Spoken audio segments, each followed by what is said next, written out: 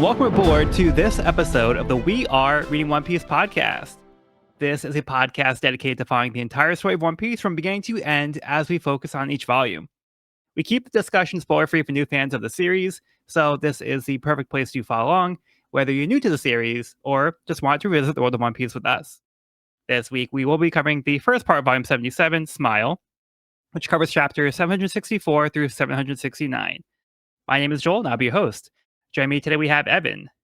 What's up? We have Cody. Oh my god. And we have Sean. Hey. Yeah, we have a familiar face here, and we are Back going to be for a good celebrating. time, not for a long time. Don't get too excited, people who watch this. But yeah, so we actually did have a listener reach out to us recently, and they were checking into, like, they wanted to know what happened to Sean.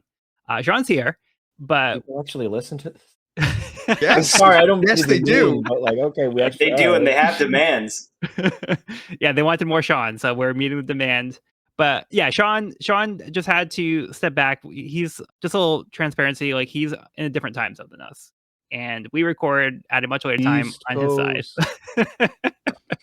So, due to like scheduling, it's been like more difficult just to be able to like have Sean on a regular basis. But we did want to have Sean back in whenever he feels free. So Sean's always welcome on board. So he hasn't quit the podcast. It's just we've reduced the amount of appearances he's going to have, and we do hope to have him on for the season 2 live action as well. I will return at sections of the manga that I find extremely cool, and for live action, and we'll see what I can do. Yeah. But yeah, just kind of let everybody know kind of what's going on. But yeah, Sean's still part of our crew here, and we are excited to celebrate episode 100 of the podcast. And I think That's we're gonna wild. have a lot to talk about in this episode. So very exciting. So before we get into the recaps for the chapters, I'm going to read the summary from the beginning of the volume of where we left things off. The crew met a one-legged soldier who informed them of the nation's hidden darkness of Dressrosa, and decided to help the Little Tontadas in their fight for freedom. Luffy and Law head for the palace on the 4th step to face Doflamingo. Meanwhile, a collection of Colosseum gladiators who are after Doflamingo's head clash with the officers of the Don Quixote family. When Luffy and Law finally reach the 4th step, they square off in direct combat against Doflamingo. But secrets lie in the past of Law, the former officer, Cora's own, and Doflamingo himself. I think we're going to find out what the secrets are. Okay, how about we dive into the first chapter of the volume, chapter 764, White Monster. Law was surprised to learn that Rocinante can talk. Rocinante also revealed that he had the Com fruit, which has the ability to create a soundproof area that blocks all sound coming in and out. Rocinante admitted to Law that his goal was to stop his brother's plans, describing Doflamingo as being evil. He told Law about the previous Corazon, Virgo, who was on his own top-secret mission. Rocinante went on to tell Law about those with the name D are considered the enemies of the gods. His theory was that they are the enemies of the celestial dragons, and their goal is the destruction of the world as they know it. Law didn't know anything about this and ran to tell Doflamingo about Rocinante. When Rocinante returned to the ship, he expected a confrontation with Doflamingo, but Law decided not to tell on Rocinante to return the favor when Rocinante didn't expose him previously. Doflamingo said that they needed to set sail, as Siru from the Navy somehow managed to sniff him out again. Rocinante left on a small boat with Law, leaving a note for Doflamingo telling him they want to find a cure. Rocinante checked in with Admiral Sengoku via transponder call, reporting little progress on trying to push the children out of Doflamingo's influence. During the call, Rising Star Virgo reported to Sengoku, requesting to be transferred to G5. Law suspected Rocinante as being involved with the Navy, but Rocinante denied it. After trying to get help at several hospitals and being chased out due to fear of Law's disease, Rocinante reflected on the past 6 months, feeling he failed Law. He shed tears over Law, who he thought was sleeping, but was not. The next morning, Rocinante received a call from Doflamingo. Okay, so we get some information here. Where do you guys want to start? I love that Rocinante just immediately tries to kick Law in the face. like, or at the very least in the gut or something, or the legs, or I don't know. It's just like, well, shit. I guess I shouldn't have told him that. And then he just throws him in the dumpster. And also the whole, A+ panel, all an act. Yeah. Yes, lighting so his good. finger on fire is fantastic.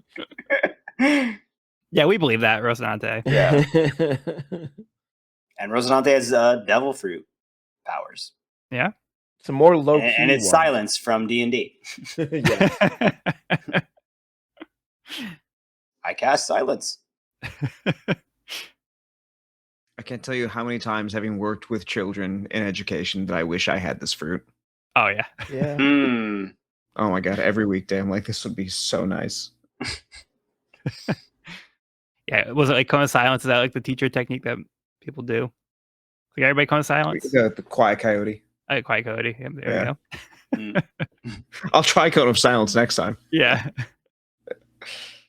Yeah. So up to this point, everybody thought that Rosinante was mute, but it looks like he was just holding back and putting on an act because they assumed that he couldn't talk. So he kind of just went with it. He didn't really like establish that he couldn't talk. It's just something that he didn't like do otherwise. But it kind of makes sense with this devil fruit as like an added layer that's also his fruit that he can just create quiet. It's pretty cool. I do think it'd be very funny if like bearing like the fruit and like his general clumsiness, if at some point his fruit was like extra insurance, where if he accidentally like just fucked up and said something, it's like, nope, can't happen. Yeah. I have self-proofed this operation. We're set. Yeah, or he's trying to sneak like a midnight snack in the middle of the night, and he like starts like tripping over like pots and pans and everything, so he can do that to like make not wake up everybody. I mean, it probably is really useful because, like, I assume, you know, we see that he gave Sengoku a call like later in this chapter. I'm sure if anything he was like on the same ship as like Dofi or anybody else, like it's a really good way to avoid detection and things like that. I'm sure it does like actually make his operation easier. I mean, it's an S+ devil fruit for a spy. Mhm. Like, Yep. what more could you ask for, really? Besides, I suppose, in total invisibility, but it's still like absolutely ace for what he's trying to do, honestly. So Yeah. And fits perfectly into his MO now. Yep. We also get this little flashback within the flashback where we get more context as to the relationship between Rosinante and Doflamingo. So we see here that even though they're brothers, Rosinante doesn't really have the same affection for Doflamingo. Yeah, Sean, what do you think of their backstory of like where they came from? Because we found out previously that Doflamingo was a previous celestial dragon. yeah, so this is a big reason of why I wanted to come back. I think this really adds a really cool twist to like, and it makes humanizes is perhaps the wrong word, but you see this like the celestial dragons up until this point, with like the one exception of Miosgard or something. Was that in Fishman Yeah, Island? Miosgard. Yeah, so there's sort of that, but they're almost all depicted as just these like big, fat, ugly, like horrible people with this. But then like his dad, it looks like he just looks like a nice guy. And so then it kind of is, so I don't know, doesn't mean beauty equals goodness and all that trope stuff, but it does show this certain different point of view of someone trying to get out of that system, and just how hard it is to get out of that system. And when you do, how fucked you are on both ends of the spectrum. And like, if I was among that crowd, I would happily be trying to kill. I would be shooting things at the father, not the kids. I'd let the kids down. Like, okay. But yeah, I don't blame them at all for killing this guy. I don't blame them in the slightest for doing it. Like, he represents the most horrific things possible that they've lived through. And it's just like the naivete of Doflamingo's father is just like baffling to me. But also, I guess it's just that's what he was lived in. He seriously thought he could get away with this. Like, just, oh, I'm just gonna be a normal person now. Don't worry. Don't mind me. It's like, no, you're a slaver. Like, yeah, it's wild stuff. Yeah, it's unfortunate that it took this turn, because even when he was trying to do what he thought was like the right thing and try to live a better life as a better person, his grasp of reality in the real world was not what he thought it was. Expecting to come into the world and be able to like integrate into it, but yeah, he was already like he doesn't belong in either world at this point. like this world is like unforgiving in both regards. So he was kind of like, in either case, he was not going to be able to achieve what he was hoping to. Like, you could be like, you can have like the ideals and hope for a better future, but that doesn't mean that the world's going to allow you to do that. Sometimes the world will just act against you. I kind of feel like he should have, if he had a bit more sense, he was like, we're going to go live on an island, like a very remote island, and just hunt our own food and do it but he wanted the community with the other people. Yeah. And he didn't understand they didn't want the community with him. Yeah. Yeah, it's like Jeff Bezos moving into like like downtown, like poor neighborhood, Providence. So like, hey guys. but like, he doesn't give up his wealth, but he's just like going around and like putting yachts like in like his backyard is like 5 yachts and everything. Everybody's like wondering why they're like getting vandalized like every night or something. More than anything, just refusing to acknowledge his place in the privilege that he has, and the oppression of the people who have had to deal with that. Yeah. Yeah. But it's also like, it's pretty brutal to watch too, because they have no sympathy for the kids, and now it's kind of like perpetrating this like cycle of like Doflamingo is expressing this hatred where we see Rocinante doesn't necessarily have the same experience or the same reaction that Doflamingo does. But I think it's also understandable that Doflamingo would still hate the world too. So like this experience as a kid where like they're trying to burn him alive, this like, it kind of gives context to like why Doflamingo is the way that he is, and you can kind of understand where he's coming from. I'm not saying he's right, and I'm not saying he should be evil, but it makes sense why he would turn out the way that he did, especially because he already came from that mindset of being better than everybody, and now he just kind of like was doubling down and digging in even further in that direction. Yeah, which is interesting to see Corazon being almost the polar opposite. Like they both come from the same background. They're both previously celestial dragons, but Corazon has this empathy that we see with Law in this chapter that just seems to be the polar opposite of Dofi, who has no empathy. Right. I'm wondering how much their age has to do with it. I mean, I'm sure it's also like different people, but it also raises the question, like this whole flashback of nature versus nurture. Because I think Dofi would have been like 8 to 10. So Rosinante would have been we're from 6 to 8. And it's not like the biggest difference, but it's a question of whether Doflamingo becoming that accustomed to it, and just like those little, not just that 2 years made the difference, but just like any little difference in how they were treated or how they treated things in Marie-Joie could have cascaded into this different effect. But I feel like age might have some effect on it. Maybe because Dofi is, I guess, more willing to enact himself upon the world, and Corazon is just younger and still figuring that part of himself out. Yeah.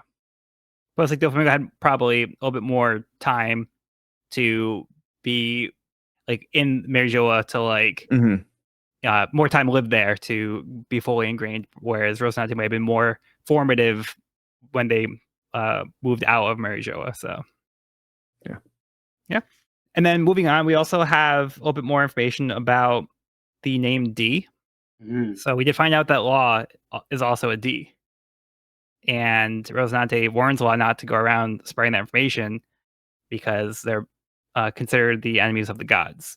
So just the fact that he's a member of the D family does kind of put a target on his back from certain powerful members in the world. This is very cool.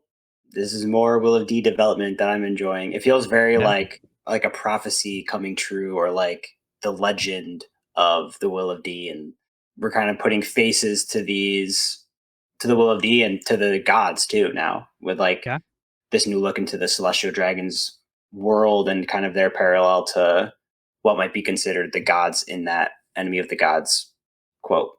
Yeah, it's cool. It feels like a prophecy coming true. Yeah, one thing he also says is, if you view the Celestial Dragons as the gods in this case, then perhaps your people's goal is the very destruction of this world.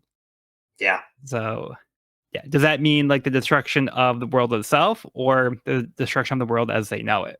Right. Either way, change will happen. Evan, does this actually remind you of something we've had in the story previously? This make anything come to mind? Isho comes to mind a little bit. Also wanting like a shakeup in the world as we know it. Wanting to get rid of the 7 warlords and wanting to like kind of change how the power dynamic currently works. What were you thinking? I was thinking Fishman Island. Mm, Because we had the prophecy from Charlie saying that Luffy would destroy Fishman Island. right. Was it just limited to Fishman Island, or is it something bigger? Love that. Oh, that's just where my mind Yeah. goes. I don't know if anybody else had the same thought. No, totally. You present the question, yeah. But it's more like destroy the paradigm that is the power structure of this world than the actual the world structure. itself. Okay. But hey, who knows? Yeah. I think Luffy's capable of both. Would be on brand. And we also find out why Rosinante seems to hate kids. So it's kind of part of the act in a way, where he's purposely trying to like, bully them out of the Doflamingo family to discourage them from that kind of life. So he's trying to kind of save them in a way, in a roundabout way, but like doing it subtly. Yeah. It doesn't seem to be working very well, but it kind of gives a little bit more context as to why he's attacking kids like regularly. I think we had predicted that last pod. I think we Yeah, did. I think you you picked up on it. That's one of my favorite parts about Rosinante, honestly. The fact that like the cover it goes so deep that he's just he's gonna be that extra about it.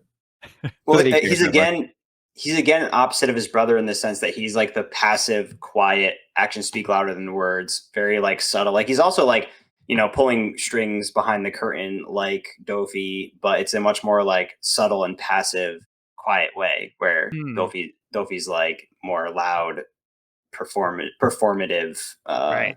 big shows of domination.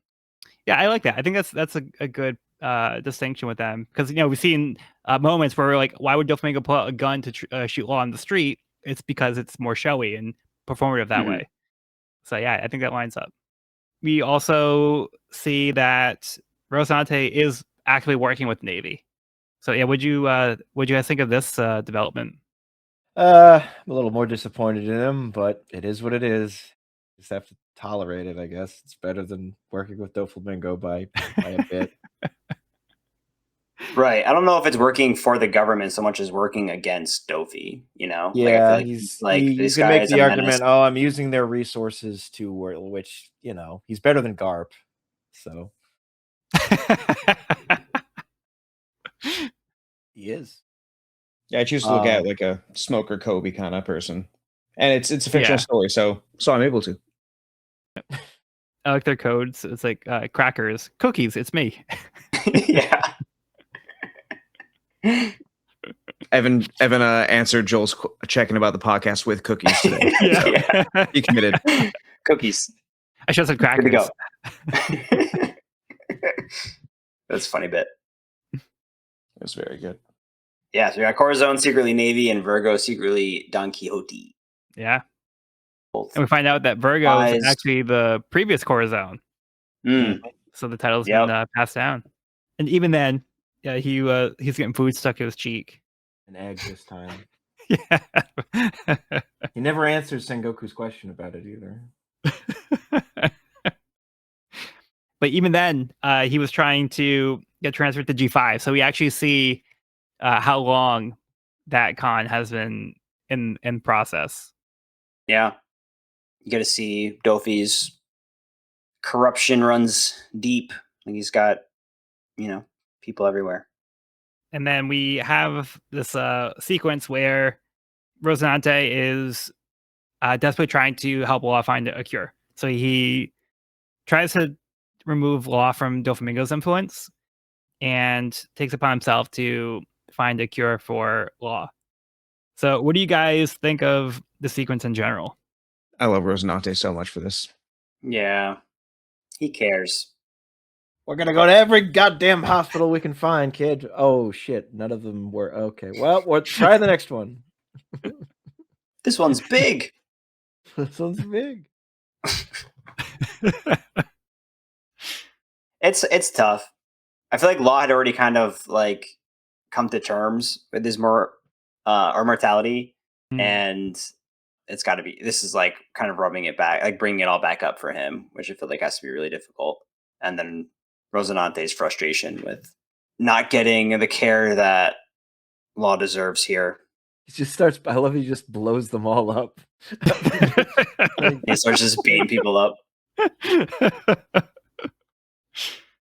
Why didn't you? Just carries Hello, them off world by the back of government. his Why shirt. didn't you finish exterminating the survivors of the planet? Big misstep on your part. Yeah, I find it very touching that Rosinante is trying so hard to not give up and have Law not give up. He's trying to basically go to every hospital that they can find and hope that one of them can help them. Law kind of knows the reality, like Evan was saying, like he's come to terms with it. Like he has a medical background, so he knows his condition. But still, like it is touching to see Rosinante go to such lengths to try to help Law. And then we get the moment where he breaks down crying while Law is trying to go to sleep. And I think this is a great moment where we kind of see humanity from both of them, where Rosinante is crying because he feels he's been unable to help Law, and he feels like he's failed him, and he doesn't realize that Law is awake. And the fact that Law starts to cry as well in his sleep, I think it shows that Rosinante broke through to Law in a way, because when Law first came to Doflamingo, he just wanted to destroy everything. He gave up on life, and he had a lot of hatred in his heart. And now I think we see that Law's starting to soften and he's becoming human again, where he starts to have like that sensitivity, he's starting to care about things. And I think the fact we see him cry here shows that Rosinante really did have an effect on him. So I have a very personal connection to this scene. And Joel, if this isn't something you want to put on the actual video, feel free to cut it out. A little while before I moved out to LA and met Joel, I actually had a pretty rough event happen to me. I was probably like the angriest I had ever been. I probably had like the least faith in people that I ever had. And I think like, you know, at this time I'd been thinking about like, okay, moving to LA, acting. Oh, wow. It would be great to be on One Piece and think about Law. And I think like another party in this event, for some reason, I just like got like this Doflamingo analog to them. Just a lot of selfishness, a lot of just think about like how some people can like just be so deeply terrible to the depths of their soul, even when, you know, they may have like a brother they care about or anything like that. And I think there's one day I was just really, really, really deep in the rage and the confusion and the sadness of it all, looking to Law's backstory or something. And I just remember the Cora Zone panel, and I had been in a job where I was working with middle schoolers, and I guess having been in a mentorship position with them, as I start reading this, I think of some of those situations where Rosinante's like, yeah, you and every other kid in the world. Like, just like the way Rosinante talked to Law, the way that they interacted, remind me of like everything I'd been doing in the past year, but also just like Law's rage, Law's lack of faith in people, everything that he had come into the situation of being part of the Don Quixote family with, I also identified with at the same time. So in like that really, really dark place for me, both of these characters, there was something that I just found. I don't know if I felt seen by Oda, but there was just something that I was able to really find myself in, and grieve through. And like, as I reread this and saw just the love that Rosinante showed for Law, the fact that Rosinante was going to try and do something about the situation that Law had no control over, Rosinante had no obligation to fix, but just wanted to because he didn't want Law to go down the same path that his brother did. Something about that just really touched me when we get to Rosinante questioning himself or just lamenting the situation and saying, God, did I just make you go through the same trauma? Is there really no way out of it? Everything just came out of me. Everything that I was holding on to just came tumbling out of me. But I think that was the moment when I started to like actually get past what had happened. And so, yeah, this is one of my favorite moments in the series for that. And I can't thank Oda enough for writing this character for that. And Rosinante, seeing a character like this, I know it's fiction. I know it's not an actual person showing this much care, but it did give me faith in people again. And so yeah, very happy. If you want me to give a condensed version of that, I can. No, I appreciate you sharing, and I'm sorry about your experience. That's the thing about One Piece. Like, I'm glad that you're able to find a way to cope through the series and ways to relate to it. And I think that's part of the strength of the series, and that's why I like to say that like the series means something different to everybody, and like everybody's experience is gonna be different, and what you get out of the series is gonna be different. So, because of your personal experiences, like you experience this like the scene in a different way, in a personal way. So, I think I think that just helps to show like how much One Piece can mean to people, and that's why it's important. And like, yeah, it's a series and it's meant to be fun, but there's also a lot of things that you can pull from it to relate to your own life, and there's a lot of reality in that way too. Yeah, again, I appreciate you, sharing your story. Hopefully, things are going better. Way better. I think like a really beautiful way that this backstory is told is through the eyes of Rosinante, seen, who's gone through the same things his brother has gone through, and it almost feels like he couldn't save his brother, but he sees an opportunity to save Law from going down that same path because they have similar backstories where their worlds were burned in front of their eyes and they snapped. And it wasn't like a slow realization. It was like an instantaneous moment where all of a sudden they wanted to burn the world to the ground. And that's an extreme emotion that you can't, it's like a one-way road, right? Like you can't turn back. It's like Law was struggling to see any other future for himself. And I think Cora comes in and has hope and is incessantly trying to make that hope a reality and save Law. And I think he does get through to Law. And like you said, like Law kind of has this realization that maybe there isn't hope, but there is still love. Like this person cares for him, and he hasn't had a familial connection in a very long time. Cora hasn't had a familial connection in a very long time. And I think they do find some kind of found family here. And I think Law is able to turn around in that path that he was going. Yeah, for sure. All right. Do we have anything else in this chapter? Do we want to move on? Okay. Also, just real quick, in the SBS, Oda does actually shout out to Kohei Horikoshi, who is the writer and artist for My Hero Academia. So he actually had written into One Piece before it submitted art. Over here, he mentions how My Hero Academia became part of Shonen Jump as well.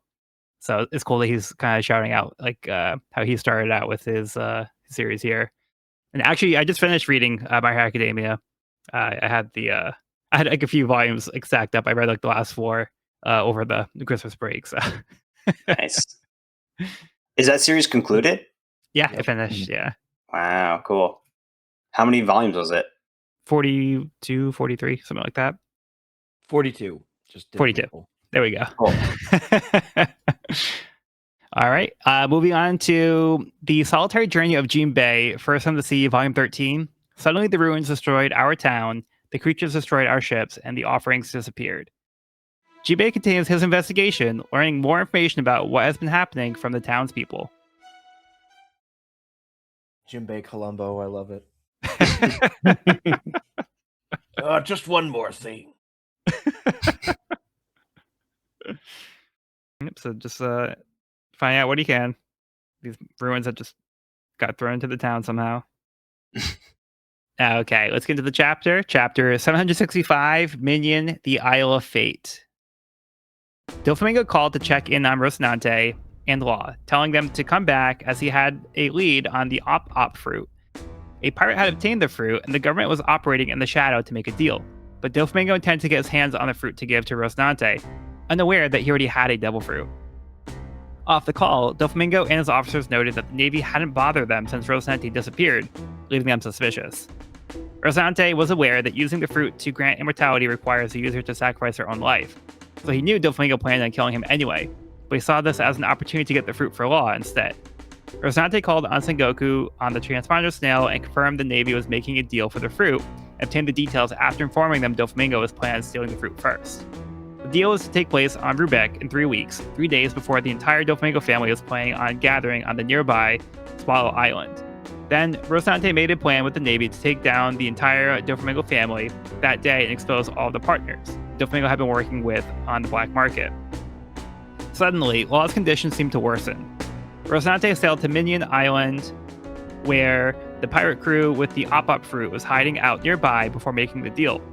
The pirate who obtained the fruit was Diaz Barrels, a former Navy officer. Rocinante managed to infiltrate the base with the aid of his devil fruit, but before he could get away, he was surrounded by some of the pirates. Okay, thoughts on this one? I think the fact Sengoku that spit. Oh, sorry, no. no, I you just go ahead, wanted Sean. I just wanted to do a Sengoku spit take. Was Please do. how did you? That's it. Go on.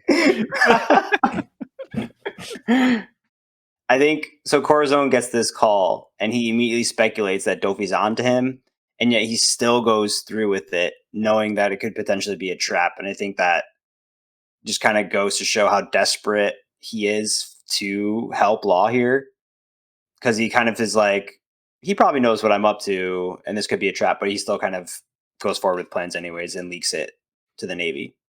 Yeah, but I think he also gets there early to get the drop on them. So, but yeah, he is still planning on betraying them, but he also wants to get to the fruit first. So I think he gets there ahead of schedule, so that way he can get there before Doflamingo. But then, yeah, like if everything works out correctly, then they'd be able to then turn around and then capture Doflamingo with the Navy. It is interesting to see here that they did have suspicions on about Rocinante, because it seemed like he was the reason why Suru was always on their tail, because he was leaking their information. He was kind of helping the Navy to try to capture Doflamingo, but they kept getting away. But now that Rocinante isn't there, that's not happening. So Doflamingo already had his suspicions. It does seem, though, that Doflamingo was willing to sacrifice his own brother, though, if he was going to give him the fruit, the intention of getting the immortality. So, like, is this because he suspected his brother was betraying him? So is he going to do this in retaliation? Or like, was this always the plan? I guess I my don't question is, how would he? I mean, well, no, maybe he could. Sorry, I was going to say my question is, how could he force someone to give the surgery? But we've seen him force people to do things with the parasite string, so never mind. Yeah. Yeah, Like, we did have that conversation. That was because that's crazy. But now he also has leverage, because it seems that Rocinante is becoming attached to Law. So maybe he could also use Law as like a bargaining chip. Mm-hmm. Plus, if Rocinante ate it, he would explode.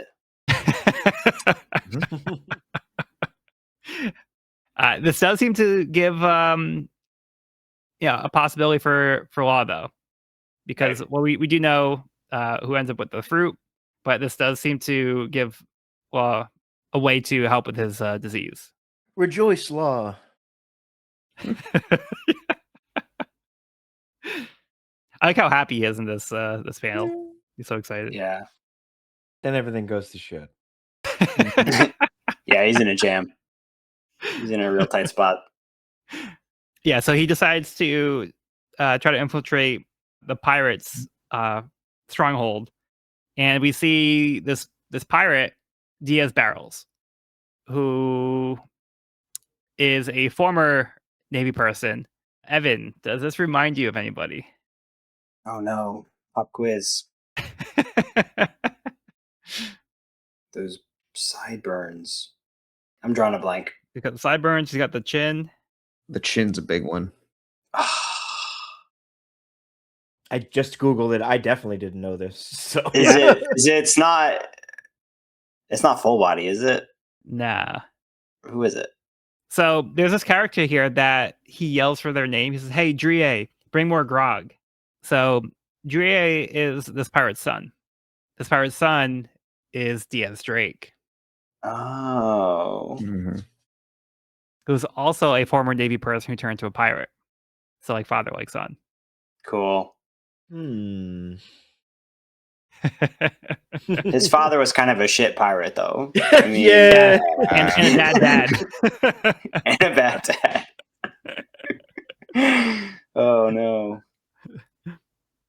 Yeah, I thought this was a fun little connection here. Mm. And then I like Fruit. Rosinante demonstrating his devil fruit powers, where he's like, "Look, it's fine." He starts like smashing like the base. He shoots a fucking RPG. Like, dude, calm down. I get it. I get what it does at this.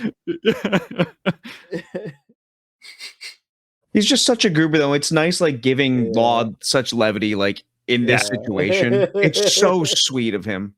Yeah. Yeah, because even like before this, like Rosinante seemed like such a serious, like quiet character, but now we see he is kind of like a big goofball. Yeah. So it's fun to see like this lighthearted side of him. And we talked about before how his fruit lends itself to being like perfect for like a spy. And we see here they're saying, "Hey, Captain, the mansion somehow it blew up without a sound." So he was able to like cause this destruction without actually getting their attention until like it was kind of too late. So he already did a lot of damage before anybody even noticed. So that was pretty cool.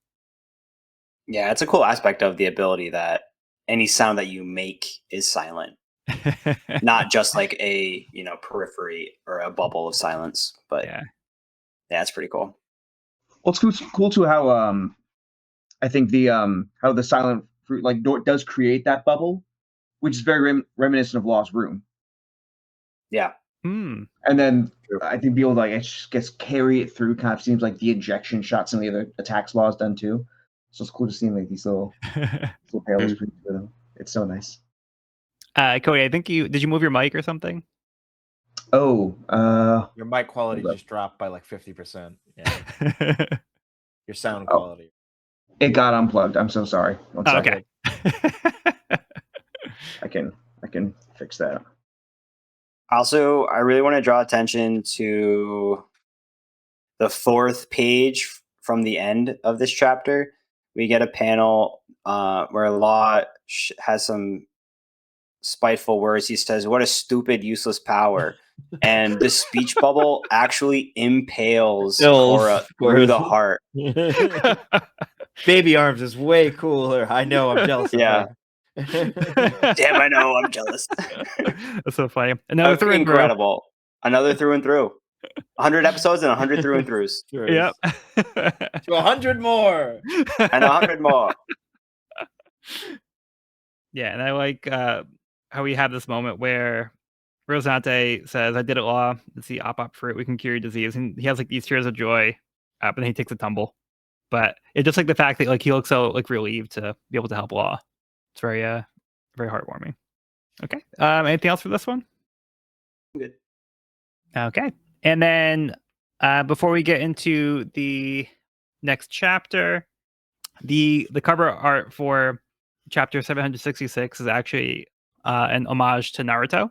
I believe this is the chapter that came out when Naruto ended. Yes. Yeah. So good. I love it. Yeah, we get little references here. So it looks like Luffy's having a bowl of ramen with Naruto, who's covered by, I don't know if this is Nami or it's supposed to be some generic waitress, but who has like the hidden leaf who can tell design on her dress. Yeah. We get like this little like Tanuki thing with like the Naruto swirl like on his the back of his jacket. Yeah. Yeah, I love this. It's like they traded lunches. Perfect. Yeah, because Naruto has like this big chunk of meat. Yeah. It's perfect. And we have Chopper, who looks very happy as well. I thought that the waitress was wearing like a Akatsuki for a second, but it's the hidden leaf, not the clouds. Hidden leaf. But it's kind of the same pattern, though. It's like a little more cloud shaped than you normally see it. Yeah. Yeah. Yeah, this is neat. This is very cool. Naruto was like my gateway into anime and manga, so yeah, I thought you'd appreciate this one. Near and dear. To think a ninja and a pirate could share a meal together. Cody, I'm sorry, did you have something too? I just said Evan was cosplaying Naruto the first time I met him. Oh, yeah, there you go. All right, so let's get to the chapter. Chapter 766, Smile. Zeru's forces gathered around Smile Island with no sign of Doflamingo, which made her question the intel Sengoku received. Rosinante managed to escape Barrel's crew and got the op fruit to Law to have him eat it. After shoving the fruit down Law's throat, Rosinante collapsed, revealing multiple gunshot wounds. Law, unfamiliar with his new powers, tried to help Rosinante, They told him his powers aren't magic. He hands Law a container with information to hand over to anyone he sees from the Navy, which could help the kingdom of Dressrosa. Law found a Navy soldier, which happened to be Virgo. Law begged him to help, bringing him to Rocinante. They both recognized the other, causing Rocinante to accidentally slip that he could speak. Rocinante realized infiltrating the Navy must have been Virgo's secret mission. Virgo crushed the container, then attacked Rocinante. Virgo read the note inside the container, learning what information Rocinante was going to use to incriminate the Don Quixote family. Doflamingo had noticed the Navy gathering near Swallow Island and already suspected his brother betrayed him, but Virgo confirmed it for him. Doflamingo and his crew arrived on Minion Island only to learn the Oppop fruit was already stolen. He created a birdcage around the island to prevent them from escaping. Rocinante realized he is going to die, but he is determined to save Law and do it with a smile on his face so Law could remember him fondly.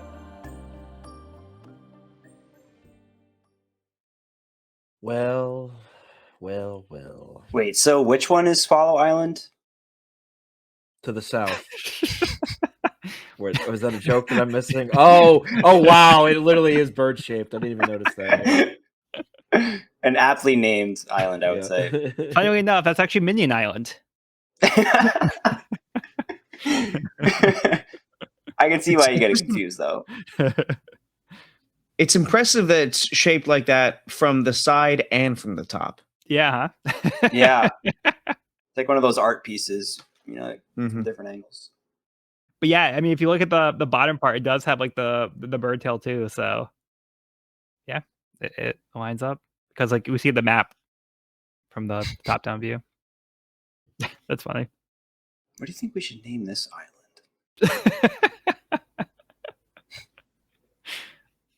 Yeah, so the sequence where Rocinante shoves the fruit down Law's throat is pretty hilarious. Yeah. Amazing. Yeah, sorry, I mean, we don't get to see him take a big bite at it. He has to eat the whole thing, like. Yeah, I know, right? I know you wanted to see more devil fruit bites, but. Yeah, this one's heart shaped, which is also kind of perfect. Yeah, just fits all the themes, right? Yeah. That's why Doflamingo wanted him to have it. But yeah, we see that Rocinante was actually shot, so he didn't make it out unscathed. But he risked his life to try to help Law, and we see, yeah, his whole body is kind of full of like gunshot wounds, which is pretty rough to see. Yeah, which begs the question: how the fuck did he get out of there? Like, still like and kill them all? Apparently, or am I misinterpreting like all those bodies on the? I mean, I think he took out most of them at least. I guess he's just that badass. Yeah. Yeah. All right, fair enough. Yeah, we did kind of gloss over it, but he's actually a commander in the Navy. So he does have some kind of rank. Not sure what his actual fighting capabilities are, but presumably he has some kind of basic fighting capability. But it shows that he's willing to sacrifice himself to get the mission accomplished. He could have given it up, like he could have saved himself or turned back or whatever, but he fought through it, even though he knew it probably cost him. Yeah, because we know that he was desperately trying to help Law, and he spent all that time, and he was trying to see it through, and now that he has the fruit, and he knew this could help Law, he wanted to make sure to get it back to him, so that way it was worth it. This part where Law's trying to just say, get better, just trying to figure out how the hell to use this problem. Right. But it hurts so much, though. Yeah, it's so sad. Because just with how transactional a person Law is, and the way we've seen like him forming the alliance with Luffy, or just the way that so many of like part of this plan involved a deal, right? Or even when he's saying, "Oh, listen, you didn't tell Dofi on me, I won't tell on you," right? Yeah. It just feels like the kind of thing where he's gonna feel like, "Oh, I didn't live up to my end of the deal," even though it wasn't a deal, even though it was just this guy taking care of him. That feels like it's gonna be just such a big mark on him. Yeah, I owe this guy now. Yeah, he says, "Oh, you got shot because of me. This is my fault." Right? It's Oh, this poor kid. And Rocinante seems to realize, he doesn't have long to live, so he puts this container in Law's hands. So it's a tube of the intel that he received to help the Kingdom of Dressrosa, which is what we're currently covering in the story. But it's fun to see like that even back then there's this little plot point going on that connects us to the major events happening in Dressrosa. So this is just like a little seed that was kind of put into place here. Unfortunately, Law finds the worst possible person to give this container to, where it's the spy from Doflamingo's ranks, Virgo. You can't write this. I mean, come on. And somehow. And does he have a little octopus hot dog in his beard? Of course he does. I think so. That's right. I didn't even notice that one. Yeah. Tough luck here. Yeah, and then Rosante accidentally shouts Virgo. And he's like, wait, did you just talk? Whoops. I mean, that probably would have gone sideways either way. Regardless, but yeah, it just accelerated the... It accelerated for sure. Yeah. Yeah, then we get the rest of the Don Quixote family arriving, only to learn that the fruit is already gone, and they think that Corazon must have taken it, so they kind of put two and two together. So things are just kind of falling apart. So in order to stop them from getting away, not realizing that Law already ate the fruit, Doflamingo sets up the birdcage and puts the island on lockdown, which we've seen the birdcage go into effect in the story right now. So we know how devastating that is and like how serious it is when Doflamingo brings that out. Yep. I hate the Don Quixote family, but this entrance panel goes hard though. Yeah. That was pretty cool. Also, side note, I know I'm not supposed to do this, but I looked at the cover of this volume, and those are Pika's shoulders. Yeah. He's not wearing shoulder pads. Like, those are his shoulders. The bones. You're right. Yeah. Which I just realized, and that's crazy to me. Yeah, thankfully this cover is safe. You can look at this cover. There's you've seen everybody here, so yeah, you're good. I try not to look, but it's hard. Yeah, you gotta be careful. Yeah. So wait, if we've talked about this before, but do you just like find the right spine on your shelf, close your eyes, take it down, feel for the cover, open it, and you're like, okay, well that's gonna be like the title page. That's probably another one, and that's the credit. Okay, we're good. Is that what you do every week? He opens up to the last page. Yeah. I read it left to right. Yeah, Cody, we told him to do that. You made this monster. Do it. You created this. Like, oh, you believed me? No, I respect the commitment. It's just, wow. Good guy, Evan. Well, I mean, I just confessed that I didn't do that, so it's not a flawless. Only this time. Yeah, I was impressed. Plan. But you have something to look forward to when you finish the volume. Like, oh, I can look at the cover. Yeah. Well, it is cool because I see people in color. So I'm like, oh, this person has purple hair. Like, I didn't. Yeah. Who knew? Yeah. Sugar has teal hair. Yep. You can see that they're curly grapes now. Pika has purple hair. Yeah. And Gladius has like silver hair, which is cool. Yeah. Here you got. That's gotta be a Saiyan reference. Probably. And then we do end this chapter where this makes me crack up. How like we get the internal thoughts for Rocinante here. How he's like trying to have like the sentimental moment and trying to have this like, endearing smile for Law, and he just has like this goofy like creepy smile, and it like shocks Law. I love him. Stupid. Yeah. Like, It's like, I want you to think back on this face when you remember me. And Law's face on the panel right before it too. Yeah. He's like, oh. Ooh.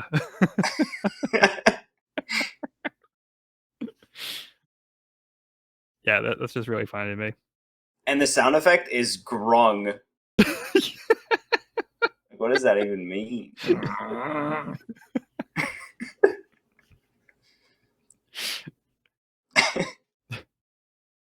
Okay, we good to move on? Yeah. We good. Okay, so next up we have The Solitary Journey of Jinbei, First on the Sea, Volume 14, The Mountain of Offerings, Appearance of the Ruins, and Furious Sea Creatures. Jinbei takes a small boat with some of the locals to find the offerings to the sea gods is missing. Uh-oh. So you What can is tell it's that missing speech because bubble? there's nothing there where we have the little lines showing up over here. I don't know what that speech bubble is supposed to mean. I think I think it's supposed to be the fish were supposed to be there. Maybe it was like an offering of fish, like a big pile of fish, and now it's gone. Maybe they're saying there's supposed to be a pile of fish there. Yeah. Something's thought it was fishy like- about this. Yeah. I thought it was like an ellipsis written vertically. Could be. You think? Maybe. That's my first thought. Does he normally do that many though? I don't know. Oh, but see, okay, so there's 5 lines above the like altar. There's 5 fish in there. So there's actually supposed to be 5 fish there, but that they aren't. Okay. That does There feel are the intentional. fish. I'm just making a connection that's probably not there. I'm sure Jinbei will figure it out. We have faith in him. But let's move on to the chapter with chapter 767, Cora. Even as a young boy, Doflamingo exhibited Haki of the Supreme King and was taken in by trouble after he shot and killed his own father. Back on Minion Island, Doflamingo used the birdcage to have the pirates kill each other. Drie managed to avoid getting caught in the birdcage and ran for safety, escaping from his father. As the Don Quixote family raids the pirates' treasures, Baby 5 intercepts a Navy transmission reporting they found a young boy. They assume it must be Law. Rocinante actually hid Law inside of a chest and used his devil fruit powers to prevent any sound he made. Rocinante laid against the chest as Doflamingo approached him. Sengoku had found the then orphaned Rocinante as a kid and took him in, raising him to join the Navy. Rocinante used his naval code, revealing to both Doflamingo and Law that he was a commander in the Navy. He infiltrated the Don Quixote family with the intention of taking them down. Doflamingo questioned Rocinante about where the fruit and Law are. Rocinante admitted that he already fed the fruit to Law, but he lied about Law already escaping the birdcage. Baby 5 and Buffalo seemed to corroborate this by reporting that the Navy found a boy. Doflamingo wanted to retrieve Law so he could raise him to use his powers on him, which would cost his life. Rocinante and Doflamingo pointed their pistols at each other, but Doflamingo was confident that his brother was too much like his father and wouldn't pull the trigger.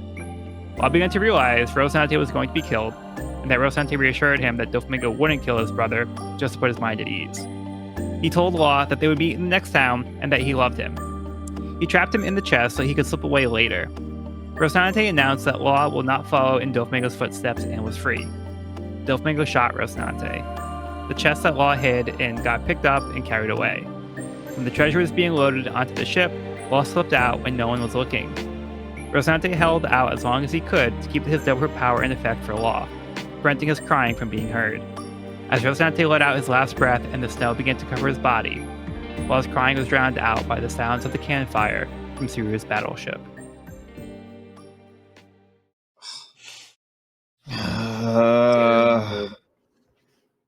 It never doesn't hurt. All right, where do you guys want to start? I think we got to start with Cody. I don't even know what to say at this point. I'll be honest with you. It's just even in his last moments, he wanted to give Law hope. He just wanted to give Law something to believe in. He's just such a good guy. I really, I don't have a ton to say. I'll be honest with you. Okay, that's fair. I love that even in the like 2 pages from this tragedy, the I love you and Law just like being like, what are you doing, dude? Like, Yeah, goof. Oof. But Well, yeah, again, I that's think what it- hurt. Yeah, because like we talked about how like they've been developing this bond. Like they've spent a lot of time together these past like 6 months or so. Rocinante already knows he's going to die. He's fully committed to saving Law at this point. But he does give him that false sense of hope that like, yeah, we're gonna make it out of this together. But the fact that he reassures Law and then he tells him that he loves him, yeah, this is where it hurts so much. And it's so endearing to see like how this relationship has like developed and like the care that Rosante had for Law. Mhm. And yeah, we get the goofy smile, which again, nice callback to how we again, like in his mind, he's like, this is how I want him to remember me. Like this is the last time he's gonna see my face, and this is how I want him to remember me. So it's just so funny that like he probably thinks like it came out like perfect, and like he just looks like a big goof again. But yeah, it's like hilarious and tragic at the same time. It is just so nice to see Law get to smile for a second. Yeah, Because you only get to see it. Just it only happens a couple times in this backstory, but when it does, it's he needs it at this point. yeah, Yeah. and And then the way like this plays out is just another Oda classic backstory, tear your heart out, like devastating ending yeah, where Law is forced to listen to this go down while crying out, but can't be heard. And then the fact that as Corzin goes down and the sound starts to come back, like that hit really hard. And I yeah. think that was like very poetic and tragic. That's so beautifully done. Yeah. And one thing I thought was great is like how well it's portrayed here, because we see him like heavily breathing, he's like wheezing, and we see he's smiling, and we see like the like effect over him, and Mhm. so like that's how we know the exact moment where it starts to fade out, and then we see Law's crying start. Well, we see like the is like still in effect, but then like Law starts to cry, and then the cannons fire, and then the next panel we see Rosinante, it's gone, and we see like his face is starting to get covered, so we know he's dead at that point. And then we see Law's crying start to actually like the sound came back, but it's now drowned out by like the loud cannon. So he got saved by the fact that the Navy was like launching the cannons. Otherwise, they probably would have heard him crying and wailing as he tried to get away from the chest. So yeah, I just felt like that whole sequence was done like so beautifully. Yeah. It reads really well. Like it makes sense. Because even like when Law's walking away, like in the bottom right corner on the previous page, we see like the like going above him. So we see like there's no crying sound coming out. So like he's walking around, we can see like he's crying, but there's no like wah, like that's not happening. And this is like part of where I I think the creativity of the manga like really shines, because like in the anime, yeah, like it's gonna be clear like how it's being done, but the Right. manga has to be a little bit more creative with how it's portraying sound. So I think it's just like a really cool way to actually portray that. Yeah. Like it's not even anything that's just technically difficult or super mind-blowing, but it's just a very well done application of something that of just fundamental stuff. Yeah, it's just very And such thoughtfully done. Yeah. and such a delicate scene too. Like you don't want it to be too over the top obvious, like because you're also trying Yeah. to keep the emotion and the gripping, part of the scene. Yeah. Yeah, was it well kind of done. lets you like process and start to grieve as well. Mhm. And it's also like heartbreaking to see like when they're actually having like the shootout, like the fact that Doflamingo knows his brother isn't going to pull the trigger. Like Doflamingo was willing to do it, and then Rosinante, he's not pulling the trigger. Like, he could also make the decision to pull the trigger for Law, but he also knows that like he's already been shot, and he's probably not going to make it out anyway. But then like just watching this happen, and then having like the silhouettes and watching as Rosinante's body like hits the very chest that Law is hiding in. So that's like it's, like traumatizing for Law to have to experience that from. He can't really see what's happening, and he can only experience like the sounds and like the shaking.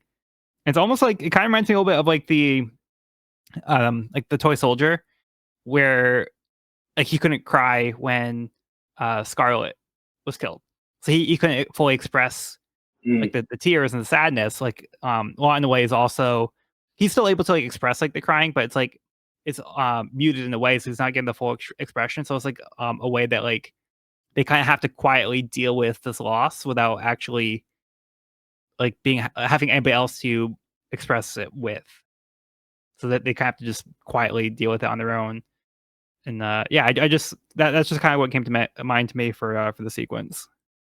So let's go back up to the first page of this chapter, where we get a little flashback again, where we have the scene with Virgo, Treble, and young Rosante, young Doflamingo. We see the actual moment where Doflamingo pulls a gun on his father. So, what do you guys think of the scene? So, I mean, we knew this was going to we knew this happened, so that it wasn't shocking to know that Dofi did this, but the manner in which he did it is insane to me. Like an execution style assassination Yeah. is wild to me. But I also wonder if that was part of the Celestial Dragon culture because of Doflamingo's use of of pistols and like finishing people off with a pistol. And I think later, I don't know if it was in this chapter or the next chapter, but he says like assassinations are done in lead or something like that. Yeah. So I wonder if it was like part of the celestial culture to do this sort of execution style. It feels to me like I'm not the one actually doing it. I'm just pressing the thing that's going to do it. Like I'm not killing the person. The gun's killing the person, which to me is just seems like we see Doflamingo, and like maybe this could be a general celestial dragon thing, but for Doflamingo specifically, a lot of he'll always rationalize, oh, this wasn't actually my fault. Oh no, it was actually this person. No, you're the one who got yourself into this mess, Bellamy, for example. To me, like the fondness for guns feels like an extension of that. I also wonder if it's just like the precision of it or the like practicality of it. Yeah, because I mean, like what's the he's word? not like because it's not like he's going in like punching him like with his bare hands or like choke him out or anything like that. So there's kind of like that one step removed way of performing this. It's like efficient. It's like an efficient way of doing it. Yeah, like I'm committed to this, and like there's no going back. It's just final. Yeah, I don't know, but it's messed up. How about you, Sean?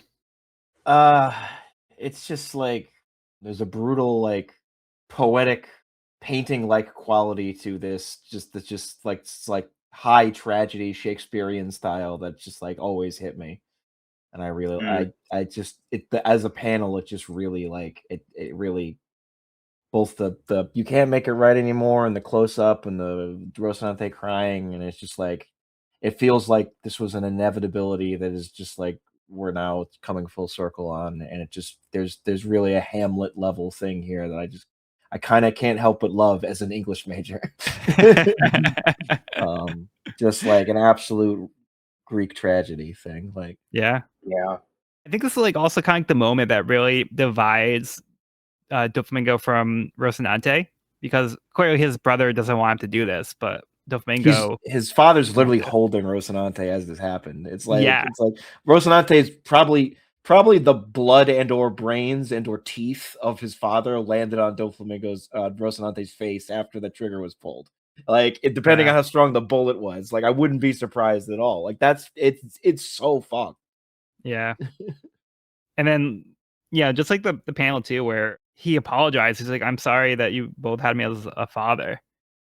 So like there's something about him. So again, we did talk about how it was unrealistic for him to integrate into like the regular world, but there's like a retrospective or reflective quality to homing here that it was not prevalent with the other celestial dragons, because like he has like this remorse, he has this like humanity that he wanted to experience, and unfortunately it's just like it was not going to work out.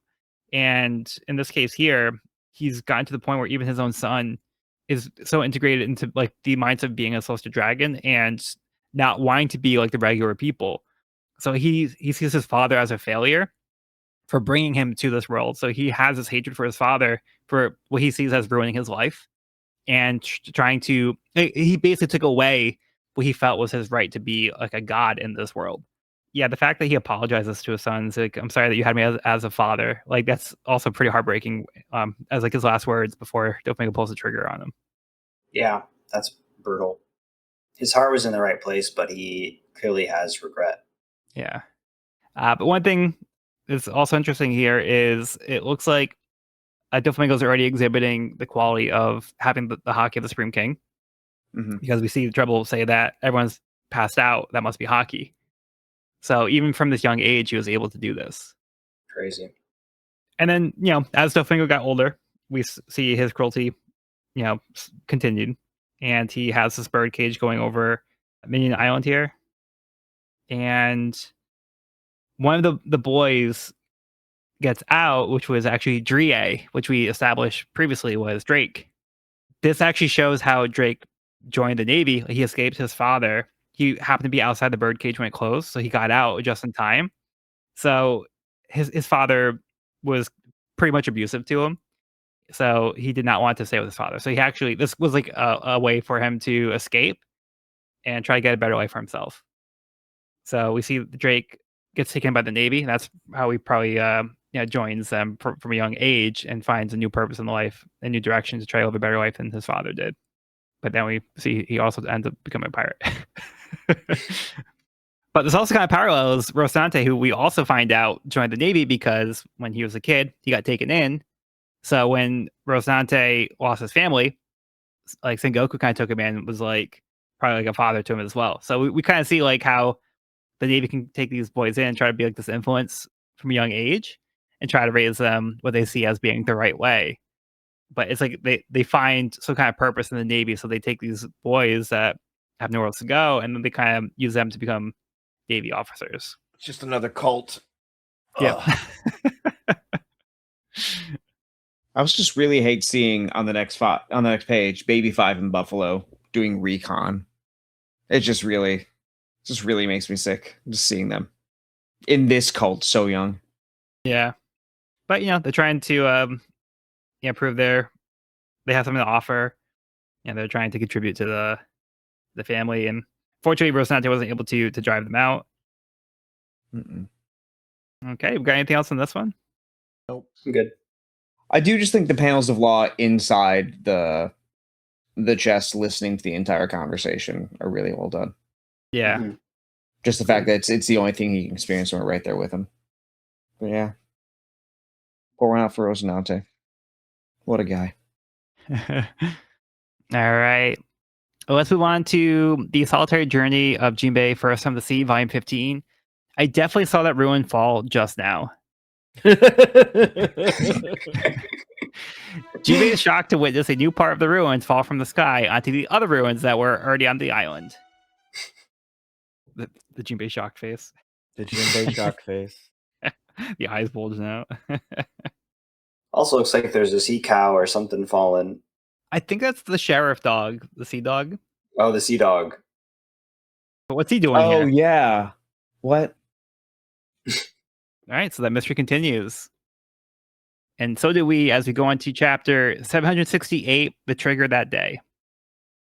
Back in the present, Law continues his fight with Doflamingo, determined to defeat him to finally become free like Cora wished for him. Now knowing Doflamingo is a former celestial dragon, Law tells him that, like Luffy, he is also a D, indicating that they are fated to fight each other. Viola uses her powers to check in on the multiple battles going on. Seeing how wounded the combatants are, she suspects the battles will be ending soon, but their fate will hinge on Doflamingo's defeat. Law tells Doflamingo that Cora was too kind to pull the trigger that day, but Law is here to do it for him. This jump cut back to reality was a little jarring for me, but I think it was just because we had like the holiday break in between, like in the middle of the flashback. But I do think it flashes back to reality in a really cool way. Like we come back into the fight with Law and Dofi, and now we kind of get where Law's coming from with all this background and the vendetta that he's had against Doflamingo. And we also see like the inherited will that he got from Corazon. Yeah. Mm-hmm. That he's carrying through into this fight. Yeah, because we had previously had the moment where Law was fighting Doflamingo on the bridge to Greenbit, and he mentioned that he was trying to carry on Corazon's will. Yeah. So we see what really he wanted was for Law to be free, but he can't be free until he takes on Doflamingo, because Doflamingo's always going to try to trap him. So in order to get free from Doflamingo's influence, he has to take him down. It just hurts to me though, because it still feels like Law feels like he's indebted, which may be the case, rather than something that's inherited. So it's like, it's so close. I'm so close to it's so close to being, oh, that's great for you, but it just because of that little respect, like, oh no, you're still, like he says, he's not free. Yeah, but he could. When you mentioned that, Corazon, I don't think Corazon would even want him here right now. Yeah, unfortunately. True. But the circumstances, like you mentioned, do dictate that he is. Yeah. Just one way or another, it's going to be a confrontation, whether Law states or Doflamingo does. Yeah, when you had mentioned it previously, how it felt like transactional in a way where it's like he had to do this to pay him back. This is how I was also thinking, like, it's the same situation where this feels transactional in a way where he's like, I'm doing this for Cora. Mhm. So that's how he's trying to justify it, where it still feels like he's doing it as a way to pay him back. And it's even like it's even like we said, like last chapter with Baby Five and Buffalo being at the operation. They have to prove their worth. They have to do something for the family. Like that is just so ingrained to like their culture in this group. Yeah. It's just I hate it for him. Ah. You know what I also can't help but notice in these first few panels of them fighting is that Dofi is not smiling. Dofi is very much frowning. And Yeah. you don't see that very often, if ever. Right. Like, That's a good point. Yeah, 'cause he's not happy that Law is like trying to stand up to him. yeah. That's a big old frown. Oh, I actually wanted to kind of mention this earlier where we kind of got more information that part of the reason why Doflamingo was grooming Law and wanted him to be the right hand man was to give him the op fruit to then use on him. So he was kind of like, I'm doing this to make you formidable, and then you can do this for me. So again, it was a transactional thing, but yeah, he didn't do it because he cared about Law. He just saw him as a tool that he could use to give him the immortality eventually. And not to go too far, but I feel like this also just ties into like all these like little discussions we had throughout the arc about Doflamingo and does he actually care about the family or not? Right. To him, that is caring. To him, a caring father keeps you in the Holy Land and makes sure you can have everything you want. And so this family, okay, if my family cares about me, they're going to do what I say and they're going to have this exchange. It is It's a transactional. transactional. All it is to him. Yeah. That's it. Yeah. It's just another business Asshole. deal. We're a family here. Fuck you. He is every terrible middle manager in an office job, just like amped up to 11. He thinks It's he's about doing such a synergy. job. Although If it I was do up to wonder, Doflamingo, he would put up like corny posters of just like and work together for the family of the company. Just like Just Looks Loudgy awful on a shit. chill bar. Hang Yep. in there, Yeah, baby. hang in there, Hang yeah. in there, baby. I know I said I didn't want to go too far, but I fear I No. have. no. Teamwork makes the dream work. It is so nice seeing Law like get even for just a second get the jump on Dofi real quick. Yeah. Dofi paired it with the armament, but he drew blood. It's something. It's something. Can we give a quick shout out to Viola though for giving this play-by-play? Oh She yeah. was feeling it. She was feeling it. Hey, what's going on? Viola's like, I got you. I got you. Let me drop some exposition. I got you.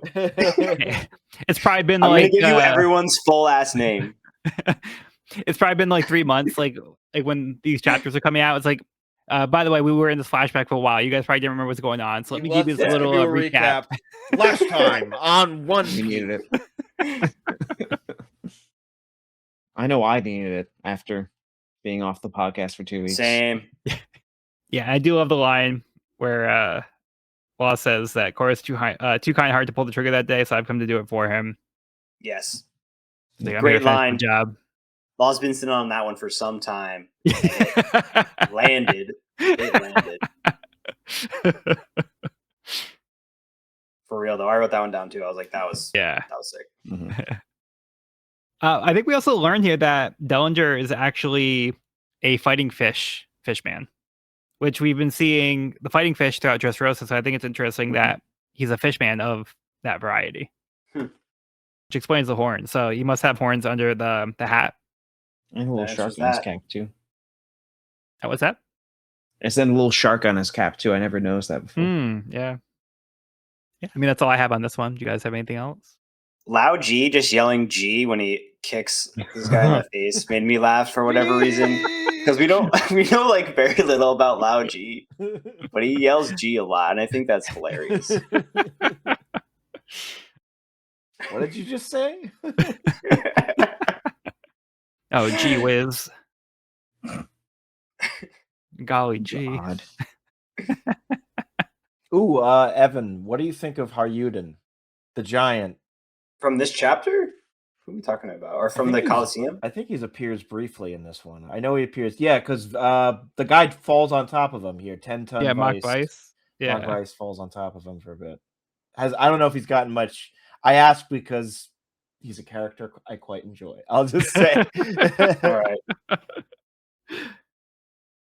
don't think I have a strong opinion yet. That's okay. You will. In the Coliseum for a sec. Yeah. Yeah. I mean, he looked pretty cool when he was getting the Mock Vice falling on him. Yeah. Real cool. Okay, we'll get there. Maybe I have to come back next week. We'll see. Maybe you do. Yeah, I mean, we're gonna see more of the gladiator combatants here, so this is just like the little check back in. So there's gonna be more coming up. All right, but let's move on to the next part of the cover story with the solitary journey of Jinbei, First Son of the Sea, Volume 16. A shadow vanishes into the depths. The culprit is in the water. Jinbei dives into the sea to chase after whatever threw the chunk of ruin. Jinbei is on the case. He looks so determined. Like the little fish are like, oh, he went that way. Okay. Let's move on to the last chapter for the episode with chapter 769, Bellamy the Pirate. Law cuts off a corner of the palace and attempts to smash Doflamingo with it. Doflamingo starts to see Law's moves as being too predictable, catching him by the arm. He tells Law he should have just let Kaido deal with him instead of trying to take him down personally, since he is outmatched. Things are too personal for Law, and Doflamingo admits that if Law had given Rosante's message to anyone other than Virgo, he could have prevented the tragedies of Dressrosa that took place from him taking over the throne. Law finds it interesting that even Doflamingo referred to these events as tragedies. Doflamingo says in the end, it doesn't matter as he would have changed his plans and then taken over the kingdom anyway. Doflamingo uses his string fruit to create a saw out of his leg and saws Law's right arm off. Doflamingo says he forgives Law the same way he forgave his brother, with death.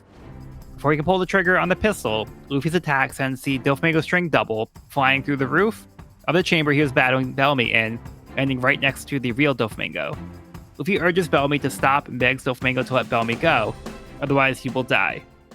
Amused that Bellamy is still alive, Doflamingo tells him that he's free. Bellamy realizes he put his faith in the wrong person, but he has to commit to his decision. He tells Luffy to stop having pity for his enemy, then unleashes his spring hopper. He tells Luffy he's stronger than he was before, but this will be his last battle. God damn it, Bellamy.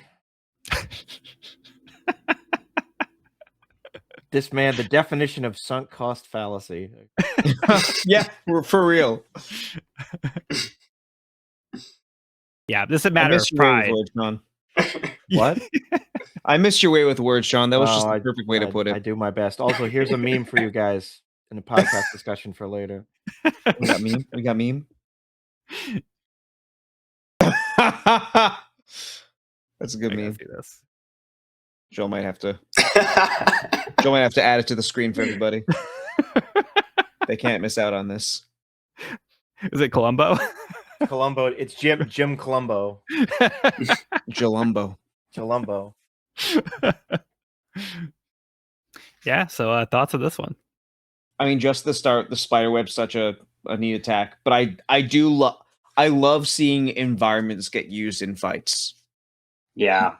And so I feel like we haven't had like as much of. It's been like it's been a thing here and there, but I really love it when we're able to get this to work. Yeah, it's a little disheartening to see Law struggling in like a perfect environment where like he has like flying rocks everywhere. It's like he's in his room, in his space, doing what he needs to do. And Dofi's just faster. Dofi's just more experienced. I guess also seeing in the flashback, like Dofi, like we said, had the hockey since he was little. He's had these devil fruits forever. He's just more experienced. Like he just is faster, quicker. He's done his homework. Not that Law hasn't, but he's just like, this is old hat for him. This is not as extreme, obviously, not as extreme of a power differential, but it is funny. It's kind of a minuscule repeat of the Luffy Bellamy fight of just like, oh, Bellamy thought he was, it's like, it just doesn't matter because Luffy was just so much stronger, happening right below them again. So How do we think that one's going to play out? yeah, we'll see. And Law losing an arm here is devastating. I don't know if he's going to be able to surgeon that back on. I don't know if his powers work in reverse like that, but I hope they do. Yeah, that one's rough. Yeah. That's Gotta brutal. put it on ice. But can he use his power to correct it? I mean, He's popped off arms all the time. Just gotta probably, pop 'em back right? on. Gotta pop it back on. Or Yeah. like, If you can pop if you can pop a whole dude onto an animal, Punk Hazard. But did he cut the Right. animals first? I think that's the question. Does Law have to have cut the thing in order for it to function after he puts it together? I think we're about to find out. I yeah, or hope it Doflamingo, works hey, out. you mind lending me some strings there? You can put that back on. Mind sewing this back on real quick? We get Leo. Maybe Leo can help out. We see Yeah, Law go fuck for the Kofi, heart. Leo. Oh, was that Evan? I was just saying we saw Mm. Law going for Dofi's heart. He tried Yeah. to suture him. Or not suture. Scalpel. Scalpel. Dual heart surgery. Right. But Dofi's like, I know that one. Seen it before. I think another standout for me is Bellamy's like rally here. It feels so cinematic with like it feels like it's cutting back and forth. It's like we're getting like the montage of all these motivating moments in his life and like the character development that he's had over the course of this series, and it felt like very cinematic, him getting back up here at the end. Maybe a little foolhardily, but hey. But, I mean, you gotta respect the grit, Gotta respect the send. which is what he says on his way up. But yeah, but yeah, I mean, he like I do respect Bellamy for staying back up and fighting, even though he knows that Luffy's always been stronger than him, and he doesn't feel the same level of commitment to Doflamingo because he doesn't have a path through Doflamingo anymore. He's always trying to get a leg up on everybody else by riding Doflamingo's coattails, but Bellamy has come to terms with the fact that that's not really a path for him, and he's not going to become great by following in somebody else's footsteps or shadow. But even with all that, he is standing by his decision as a person with pride, and because he made his choice, he's going to fight through it. And he asked Luffy to not have pity on him and to not treat him like anything other than an enemy, because they are enemies right now. I know we had like this moment with the Coliseum where we thought like, they might have been developing more of like a bond, but we see that it couldn't happen because of like they were just on two different sides. And even though Bellamy's had kind of like a reality check, like he has to see this through for his own pride to kind of prove it to himself. It's hard not to root for him here. Eh. I'll root for him to get punched in Not the that face and hard. back to his senses. I'll root for that. that's about where I end up. It's like, okay, dumbass. Like That's fair. That's fair. I'm with Sean. Sunk cost fallacy. it's just like, what are we doing? Yeah, I find it Like more if it's like you admirable. learn, sure. Yeah. But like otherwise, hey man, we don't need to. But like, sure. If you can use some Okay. closure real quick. But yeah, he's just somebody who is pursuing like validation from the wrong people for the wrong reasons. And he's not like his journey is probably not over of him growing as a person, but like yeah, there is that level of growth, but clearly he has more room to grow. I'm not saying like he's reached that point, but there's this level of growth that he has. But when it comes to the series, there is a respect for people who have their beliefs and they fight for them.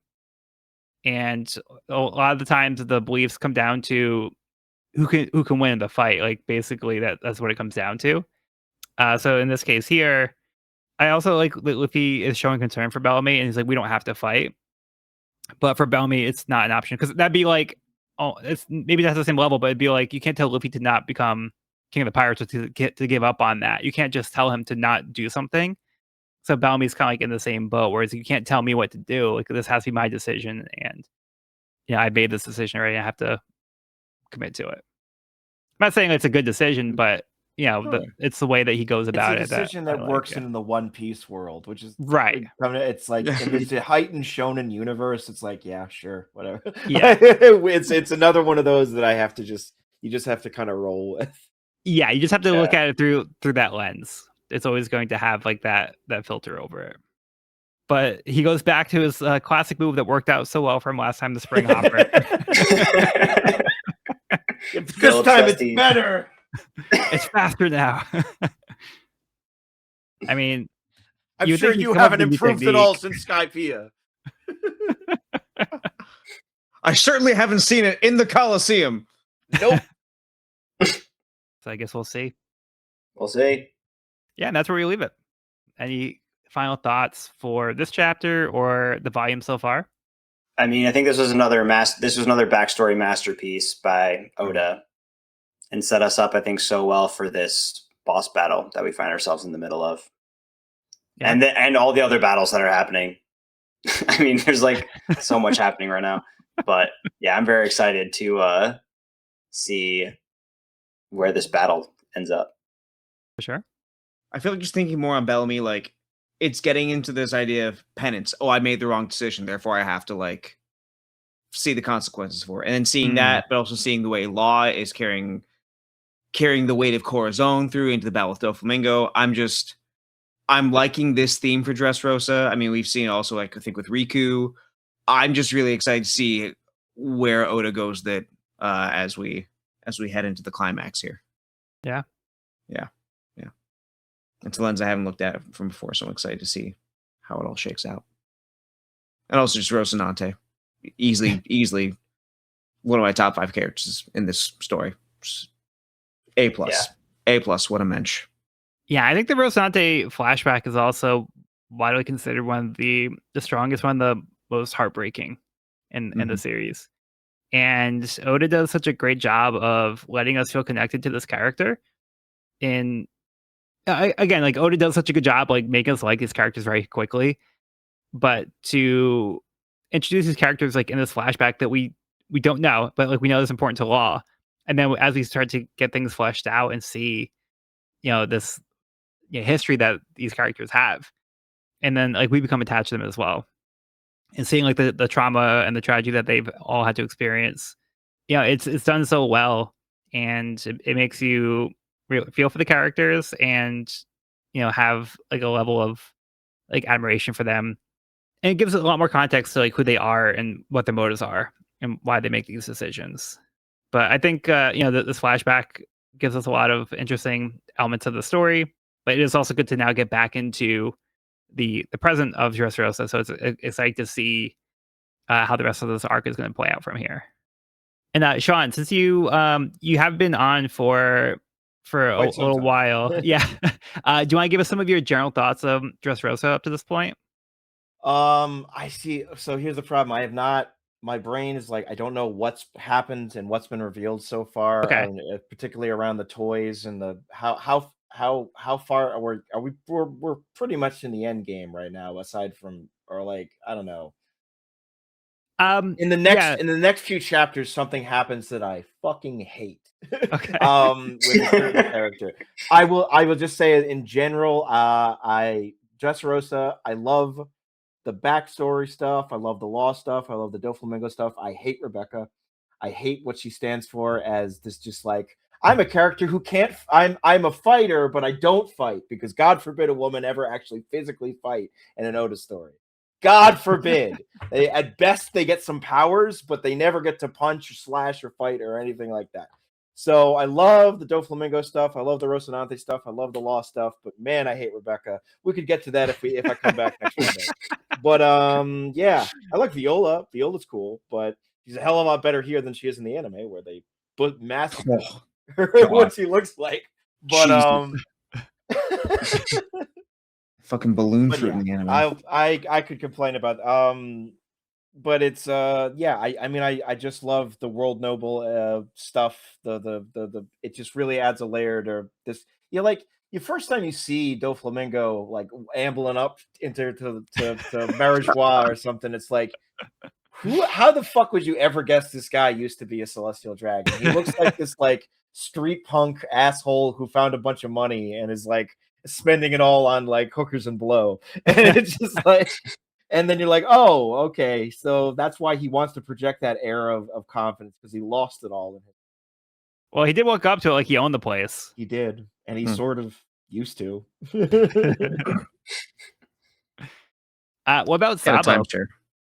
Sabo, I grew on me. At first, it was kind of like, oh, there's another brother. Okay, but I really like Dadan. I really like all of that stuff. And then by the end, by the final bit of that story with Sabo, I was like, okay, this works. And I grew to really like him. All right. So that is going to conclude this week's episode of the We Are Reading One Piece podcast. You can find this episode wherever podcasts are found at We Reading One Piece podcast.buzzsprout.com or on YouTube channel at We Reading One Piece. This is a spoiler-free channel up to where we record the podcast. If you're new to the series, you can visit the channel there. You can also find me and this podcast on my YouTube channel at Pirate King Codex for more One Piece content. If you have any questions, comments, or feedback, you can reach us at werereadingonepiece@gmail.com.